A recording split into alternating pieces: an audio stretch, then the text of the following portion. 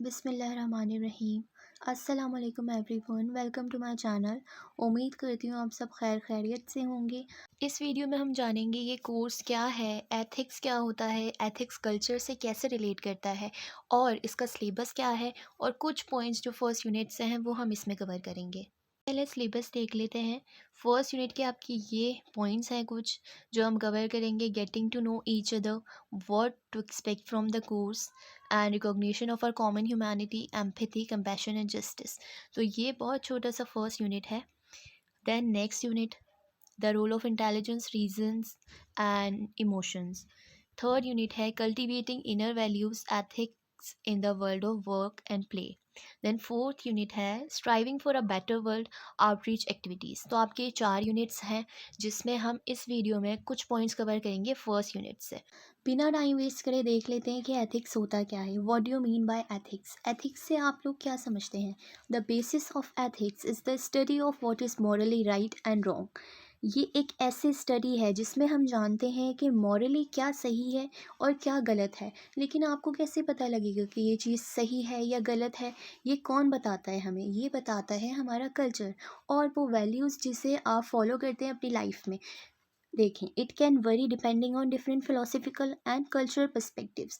तो आपके कल्चर के बेसिस पे जो आपका पॉइंट ऑफ व्यू है, पर्सपेक्टिव है, वो आपको बताता है कि क्या चीज़ सही है और क्या चीज़ गलत है आपके हिसाब से।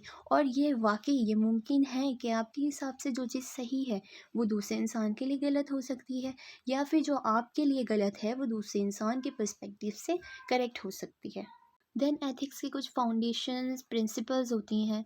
ये आपको इतना मुश्किल लिखने की ज़रूरत नहीं है, आप डिफ़ाइन यहाँ से यहाँ तक इसकी लिख सकते हैं। तो जो एथिक्स है वो आपका क्या करता है, करेक्टर को बिल्ड करता है, जिसमें कुछ मॉरल वैल्यूज़ होते हैं जो आप फॉलो करते हैं। उसी की बेसिस पे आपका करेक्टर बिल्ड होता है और लोग जो आपकी आइडेंटिटी होती है वो भी उसके बेसिस पे बनती हैं, जो आपके रिलीजियस बिलीव्स होते हैं और जो कल्चरल प्रैक्टिसेस होती हैं। Ethical theories aim to provide framework for making moral judgments, guiding behavior and more in a morally acceptable way। देखें, जो आपकी मॉरल जजमेंट्स होंगी वही आपका बिहेवियर को गाइड करेंगी। जिस टाइप से आप जजमेंट्स करोगे, जिस तरह से आप चीज़ों को मानेंगे अपने पॉइंट ऑफ व्यू से, वही आपका बिहेवियर को मेंटेन रखेंगी इन अ मॉरली एक्सेप्टेबल वे, जो मॉरली एक्सेप्टेबल हो उस तरीके से। तो एथिक्स क्या होता है कि कोई भी चीज़ जो राइट और रॉन्ग होती है मॉरली, और हमने जाना कि एक इंसान के लिए जो चीज़ राइट है वो दूसरे इंसान के लिए गलत हो सकती है, and vice versa. Now how are ethics related with the culture? अब एथिक्स जो है वो कल्चर से हम उसको क्यों रिलेट करते हैं, कल्चर का क्या रोल होता है एथिक्स में? तो इसका क्या रोल होता है? Ethics and culture are closely intertwined as cultural values often shape ethical principles with the society. तो एथिक्स एंड कल्चर क्या है? इंटरट्विन या फिर इंटर रिलेटेड है। Cultural values often shape ethical principles.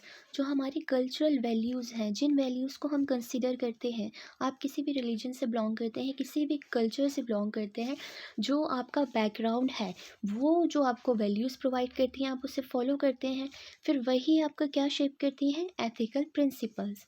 उसी के हिसाब से आप जानते हो कि क्या चीज़ गलत है, क्या चीज़ सही है। आप सोसाइटी में आपका बिहेवियर, जो आप चीज़ों पे रिस्पॉन्ड करते हो एकदम से, वो क्या चीज़ वो शेप करती है?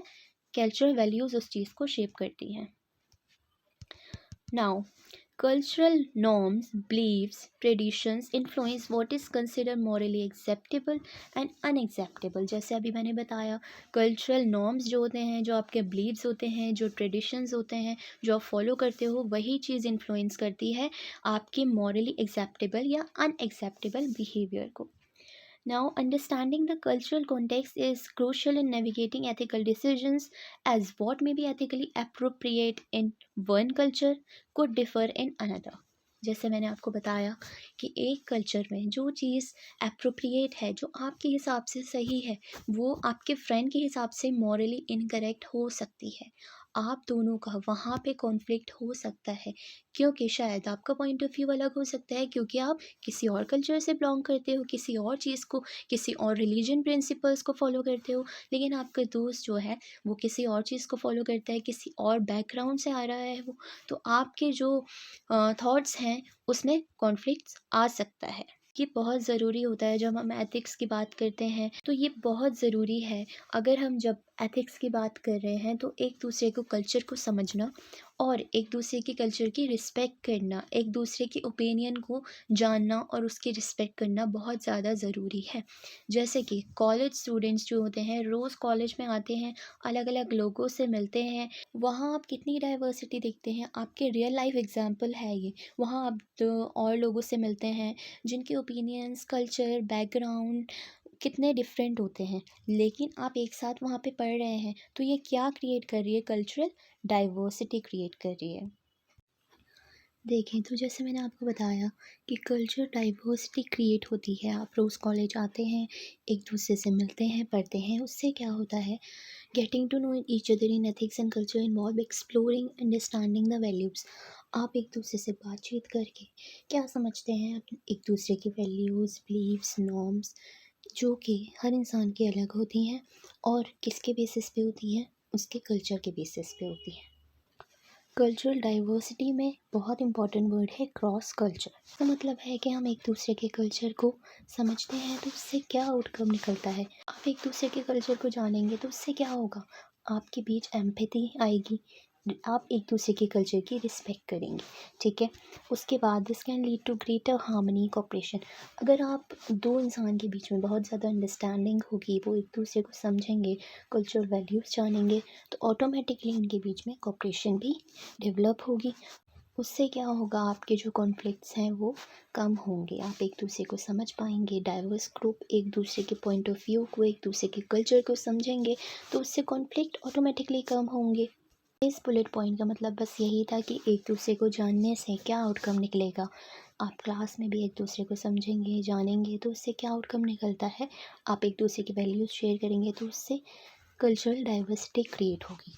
अब नेक्स्ट पॉइंट है what to expect from the course. जब आपने ये कोर्स सेलेक्ट करा, आपने चूज़ करा ये कोर्स, तो आप क्या एक्सपेक्ट कर रहे थे, आप क्या पढ़ोगे इससे, तो ये आपके पॉइंट ऑफ व्यू से जो भी आपको ठीक लगे वो इसमें इंक्लूड हो जाएगा। ये कुछ स्पेसिफिक पॉइंट नहीं है इतना ज़रूरी, बस यही है जो आपकी अंडरस्टैंडिंग है कि क्या आप एक्सपेक्ट करते हो इस कोर्स से। So now at the end इस लेक्चर को एक एग्जांपल के साथ रैप अप करते हैं।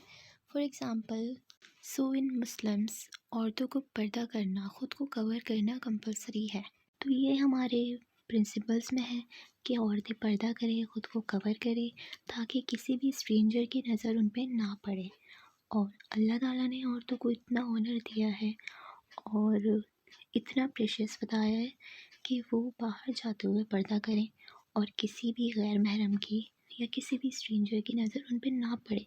ये हमारे लिए एक एज अ प्रोटेक्शन है। लेकिन ये दूसरे कल्चर के जो औरतें हैं उन्हें ये रिस्ट्रिक्शन लगती है और उनके पर्सपेक्टिव से ये चीज़ सही नहीं है। वो सोचती हैं कि ये चीज़ गलत है, उनके लिए मॉरली करेक्ट नहीं है। तो ये किसके बेसिस पे है, क्योंकि उनके कल्चर में ऐसा नहीं है। तो आपका पर्सपेक्टिव जो है वो किसी और से अलग हो सकता है, क्योंकि आपका रिलीजन, आपका कल्चर, आपका बैकग्राउंड डिफ़र करता है, तो आपके ओपिनियंस भी डिफ़र करेंगे। मैं उम्मीद करती हूँ आप सबको थोड़ी सी हेल्प मिली होगी इस वीडियो से।